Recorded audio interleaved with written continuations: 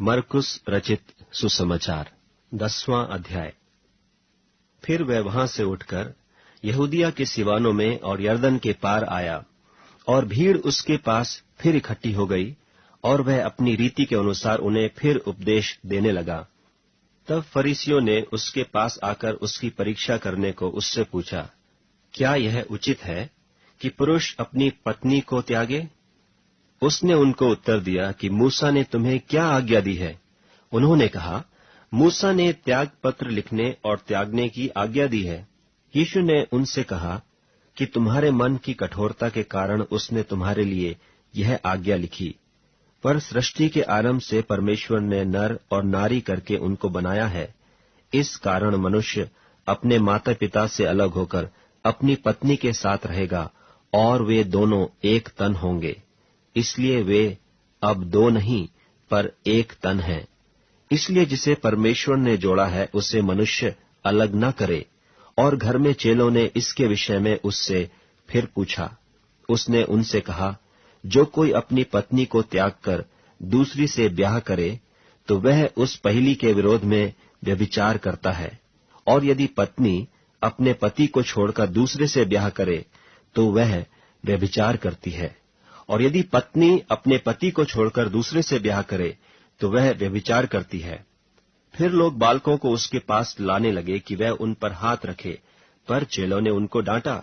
यीशु ने यह देख क्रुद्ध होकर उनसे कहा, बालकों को मेरे पास आने दो और उन्हें मना न करो, क्योंकि परमेश्वर का राज्य ऐसों ही का है।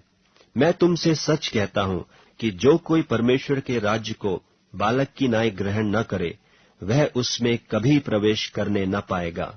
और उसने उन्हें गोद में लिया और उन पर हाथ रखकर उन्हें आशीष दी। और जब वह निकलकर मार्ग में जाता था तो एक मनुष्य उसके पास दौड़ता हुआ आया और उसके आगे घुटने टेक कर उससे पूछा, हे उत्तम गुरु, अनंत जीवन का अधिकारी होने के लिए मैं क्या करूं? यीशु ने उससे कहा, तू मुझे उत्तम क्यों कहता है? कोई उत्तम नहीं, केवल एक, अर्थात परमेश्वर।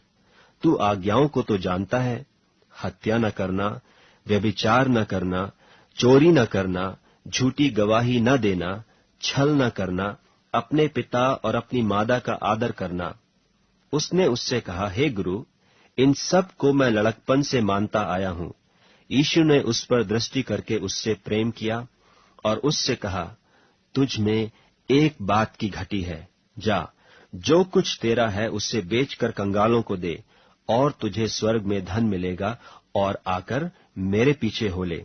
इस बात से उसके चेहरे पर उदासी छा गई, और वह शोक करता हुआ चला गया, क्योंकि वह बहुत धनी था। यीशु ने चारों ओर देखकर अपने चेलों से कहा, धनवानों को परमेश्वर के राज्य में प्रवेश करना कैसा कठिन है। चेले उसकी बातों से अचंभित हुए। इस पर यीशु ने फिर उनको उत्तर दिया, हे बालकों, जो धन पर भरोसा रखते हैं उनके लिए परमेश्वर के राज्य में प्रवेश करना कैसा कठिन है। परमेश्वर के राज्य में धनवान के प्रवेश करने से ऊंट का सुई के नाके में से निकल जाना सहज है। वे बहुत ही चकित होकर आपस में कहने लगे, तो फिर किसका उद्धार हो सकता है? यीशु ने उनकी ओर देखकर कहा, मनुष्यों से तो यह नहीं हो सकता, परंतु परमेश्वर से हो सकता है, क्योंकि परमेश्वर से सब कुछ हो सकता है। पतरस उससे कहने लगा कि देख, हम तो सब कुछ छोड़कर तेरे पीछे हो लिए हैं। यीशु ने कहा, मैं तुमसे सच कहता हूं कि ऐसा कोई नहीं जिसने मेरे और सुसमाचार के लिए घर या भाइयों या बहनों या माता या पिता या लड़के बालों या खेतों को छोड़ दिया हो, और अब इस समय 100 गुणा न पाए। घरों और भाइयों और बहनों और माताओं और लड़के बालों और खेतों को पर उपद्रव के साथ, और परलोक में अनंत जीवन। पर बहुतेरे जो पहले हैं पिछले होंगे, और जो पिछले हैं वे पहले होंगे। और वे यरूशलेम को जाते हुए मार्ग में थे, और यीशु उनके आगे आगे जा रहा था। और वे अचंभा करने लगे, और जो उसके पीछे पीछे चलते थे डरने लगे।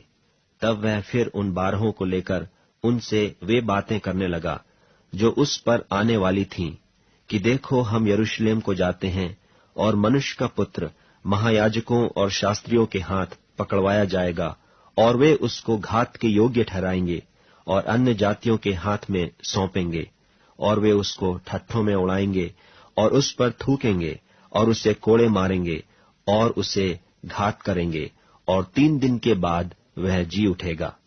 तब जब्दी के पुत्र याकूब और यूहन्ना ने उसके पास आकर कहा, हे गुरु, हम चाहते हैं कि जो कुछ हम तुझसे मांगे वही तू हमारे लिए करे। उसने उनसे कहा, तुम क्या चाहते हो कि मैं तुम्हारे लिए करूं? उन्होंने उससे कहा कि हमें यह दे कि तेरी महिमा में हम में से एक तेरे दाहिने और दूसरा तेरे बाएं बैठे। यीशु ने उनसे कहा, तुम नहीं जानते कि क्या मांगते हो। जो कटोरा मैं पीने पर हूं, क्या पी सकते हो? और जो बपतिस्मा मैं लेने पर हूं, क्या ले सकते हो? उन्होंने उससे कहा, हमसे हो सकता है। यीशु ने उनसे कहा, जो कटोरा मैं पीने पर हूं, तुम पियोगे, और जो बपतिस्मा मैं लेने पर हूं, उसे लोगे। पर जिनके लिए तैयार किया गया है, उन्हें छोड़ और किसी को अपने दाहिने और अपने बाएं बिठाना मेरा काम नहीं।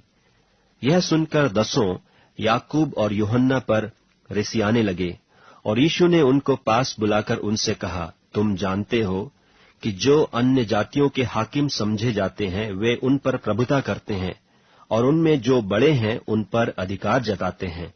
पर तुम में ऐसा नहीं है, वरन जो कोई तुम में बड़ा होना चाहे वह तुम्हारा सेवक बने, और जो कोई तुम में प्रधान होना चाहे वह सबका दास बने। क्योंकि मनुष्य का पुत्र इसलिए नहीं आया कि उसकी सेवा टहल की जाए, पर इसलिए आया कि आप सेवा टहल करे और बहुतों की छुड़ौती के लिए अपना प्राण दे। और वे यरीहो में आए, और जब वह और उसके चेले और एक बड़ी भीड़ यरीहो से निकलती थी, तो तिमाई का पुत्र बरतिमाई, एक अंधा भिखारी, सड़क के किनारे बैठा था। वह यह सुनकर कि यीशु नासरी है, पुकार पुकार कर कहने लगा कि हे दाऊद की संतान यीशु, मुझ पर दया कर। बहुतों ने उसे डांटा कि चुप रहे, पर वह और भी पुकारने लगा कि हे दाऊद की संतान, मुझ पर दया कर। तब यीशु ने ठहर कर कहा, उसे बुलाओ। और लोगों ने उस अंधे को बुलाकर उससे कहा, ढाढ़स बांध, उठ, वह तुझे बुलाता है। वह अपना कपड़ा फेंक कर शीघ्र उठा और यीशु के पास आया। इस पर यीशु ने उससे कहा, तू क्या चाहता है कि मैं तेरे लिए करूं? अंधे ने उससे कहा, हे रब्बी, यह है कि मैं देखने लगूं। यीशु ने उससे कहा, चला जा, तेरे विश्वास ने तुझे चंगा कर दिया है। वह तुरंत देखने लगा और मार्ग में उसके पीछे हो लिया।